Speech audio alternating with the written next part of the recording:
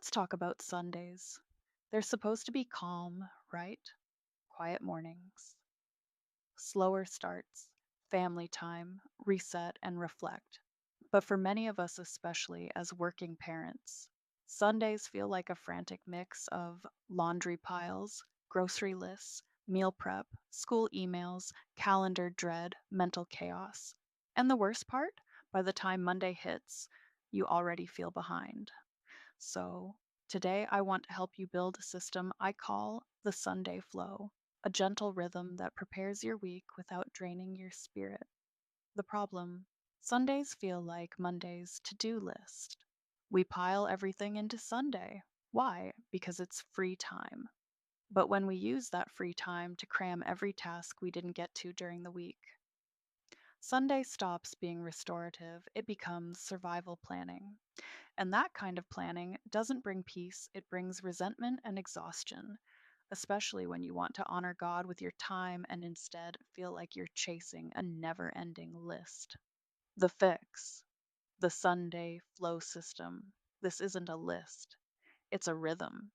It gives your Sunday structure, but with room for faith, rest, and flexibility. The goal is simple: prepare your week without losing your peace. Let's break it down.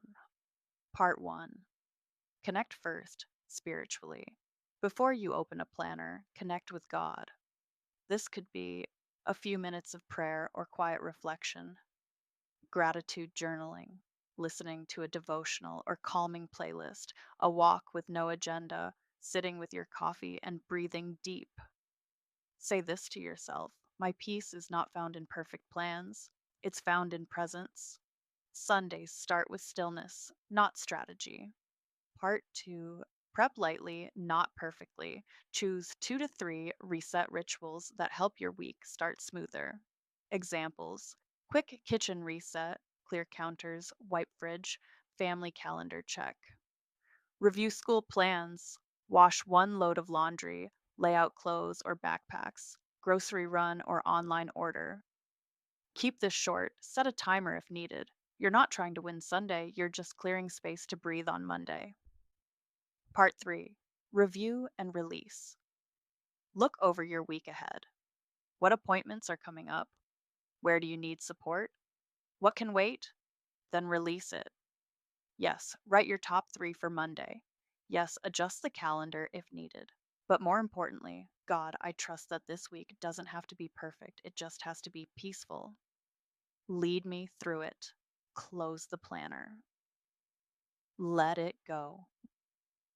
Educator insight. Structure reduces Sunday scaries. In teaching, we always prep the week before the students arrive. Why? Because clarity equals calm. Adults need that too. Your Sunday rhythm doesn't need to look like anyone else's. It just needs to help you lead your week instead of reacting to it. And when you invite God into that rhythm, even the unexpected can feel manageable. Optional soft CTA. If you ever need help creating rhythms that protect your peace, I've linked a few free tools in the description. Your takeaway today: try this. Begin Sunday with stillness. Choose 2 to 3 reset rituals. Review your week. Release the rest to God. Let Sunday be sacred, not stressful. Let it prepare you, not pressure you. You've got this.